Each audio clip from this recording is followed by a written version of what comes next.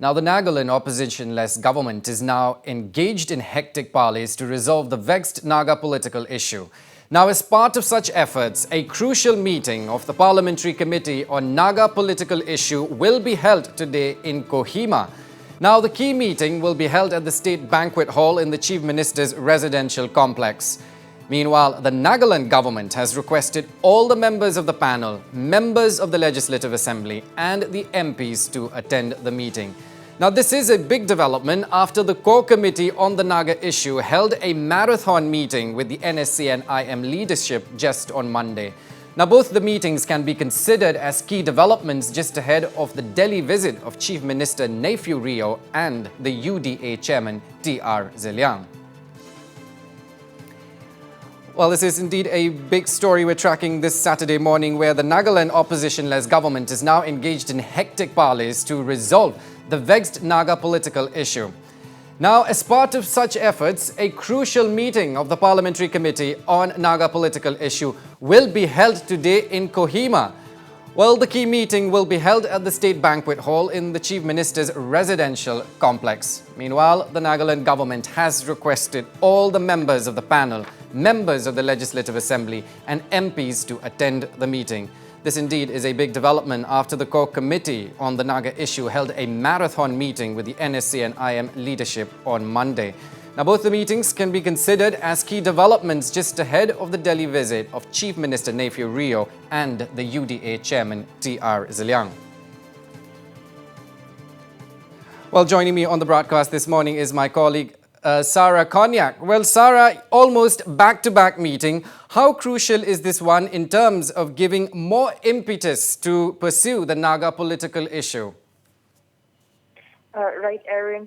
First of all, the consultative meeting, which was supposed to be held at 10 a.m. this morning, has been rescheduled to 2:30 p.m. And yes, the meeting is being seen as very crucial as it comes following the meetings held with the two political groups at Kohima, and the Chief Minister, the UDA Chairman T.R. Ziliang, are also slated to leave for the national capital on 11th of April, and this has been confirmed by Ziliang to the channel just a while back.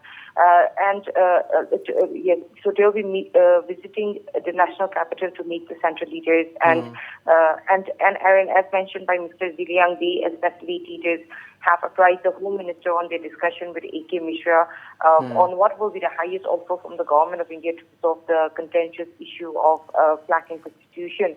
And as committed by the Home Minister, the elected members are awaiting a response from the centre. This is one of the main reasons why a series of meetings, back-to-back meetings, are being held before the delegation leaves for Delhi. Well, Aaron, it has been more than 25 years since talks had begun, and yet there continues to be uncertainty over whether a middle path will be found, as talks between the two parties, the IM and the Government of India, continues to be in stalemate. There has been no breakthrough over the issue on flag and constitution. So, as said by the elected members, as facilitators, they have come together under one umbrella, cutting across all party lines to give the final push to this decades-old issue. So definitely, this meeting will decide. They will be discussing on what transpired in the 4-hour meeting that was held just this Monday, that was held between the core committee and the NSC and IM. And as we have witnessed, the NSC and IM and both the core committee were very tight-lipped on what transpired in that 4-hour-long meeting.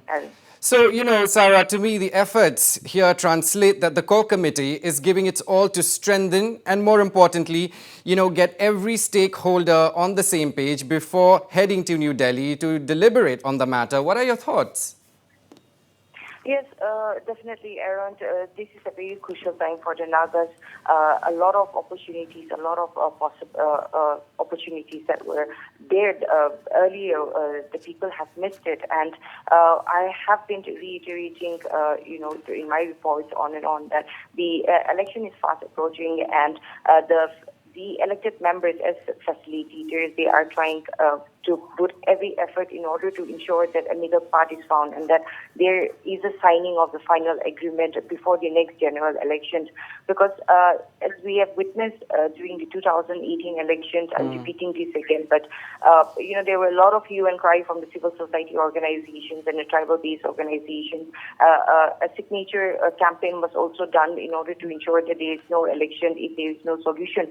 However, the BJP had committed to the people that this election has to go on in order to bring a solution, and with this commitment, the people had gone ahead for the elections, and it's almost going to be 5 years now. The government is going to come to an end, and new elected members will be elected. So before all these things happen, the facilitators and all the stakeholders are really eager, anticipating that a final agreement will be signed before the general election. So this is also one focus if we see to it then. Well, all right. A crucial meeting of the Parliamentary Committee on the Naga political issue to look out for today. My colleague Sarah Konya joining me from Kohima. Thank you for all your inputs.